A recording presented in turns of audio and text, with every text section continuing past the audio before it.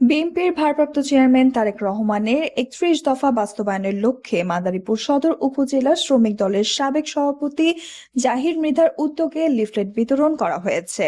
সোমবার সকালে শহরের পূর্ব রাস্তা থেকে শুরু করে পুরান বাজারে ব্যবসায়ী, রিকশা চালক, ভ্যান চালক সহ পথচারীদের মাঝে এই লিফলেট বিতরণ করা হয়। লিফলেট বিতরণকালে জহির মৃধা বলেন, বিএনপির ভারপ্রাপ্ত চেয়ারম্যান তারেক রহমান ৩১ দফা বাস্তবায়নের লক্ষ্যে আমরা কাজ করে যাচ্ছি।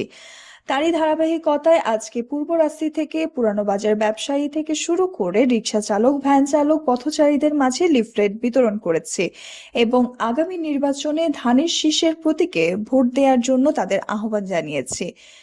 এ সময় উপস্থিত ছিলেন মাদারীপুর জেলা শ্রমিক দলের সাবেক সাধারণ সম্পাদক লতিফ মোল্লা সহ সাধারণ সম্পাদক হুমায়ুন মোল্লা, জেলা সাংগঠনিক সম্পাদক বাচ্চু হাওলাদার। আরো উপস্থিত ছিলেন সেলিম সর্দার, ওসমান হোসেন, বাবুল ব্যাপারী সহ মাদারীপুর জেলা শ্রমিক দলের নেতৃবৃন্দ।